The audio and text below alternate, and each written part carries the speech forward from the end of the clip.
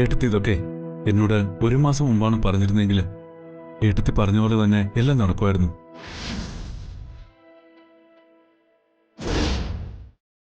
ഇപ്പോ കുറച്ചു ദിവസം കൊണ്ടാ ഞാൻ ശരിക്കും ജീവിക്കുന്നത്. അർച്ചനയുടെ സ്നേഹം എനിക്ക് ജീവൻ തന്നത് പറയാന് എനിക്കിഷ്ടം.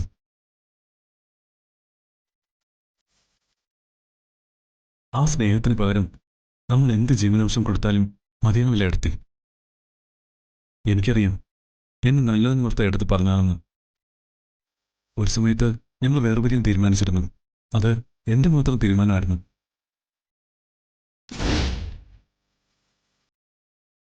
കാരണം ഞാൻ അർച്ചനയെ ഭാര്യയായിട്ട് മനസ്സിലാക്കിയിട്ടില്ലായിരുന്നു. മനസ്സിലാക്കാൻ തുടങ്ങിയപ്പോൾ മുതല് അർച്ചനയില്ലാതെ എനിക്ക് ജീവിക്കാൻ വയ്യാതായി.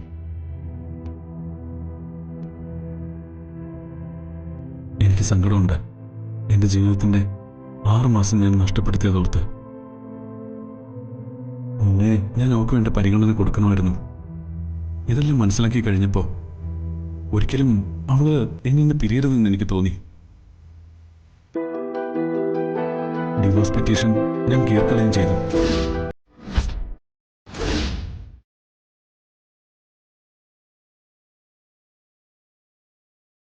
എന്റെ ഇഷ്ടത്തിന് താനും കൂട്ടു നിൽക്കുന്നല്ലേ പറഞ്ഞത്. എന്നാൽ എന്റെ ഇഷ്ടം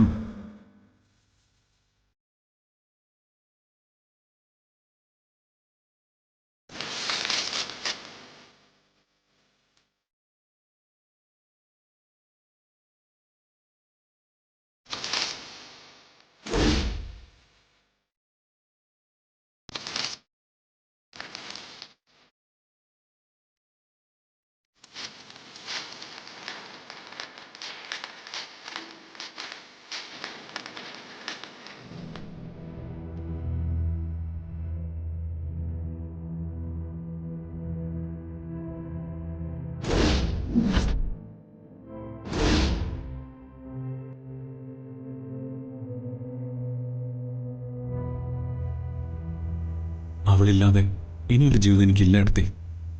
പിന്നെ ഇടത്തോടെ എനിക്ക് നന്ദിയുണ്ട്. ആഗ്രഹിച്ചും പരിശ്രമിച്ചും അർച്ചന എനിക്ക് തന്നതിന്.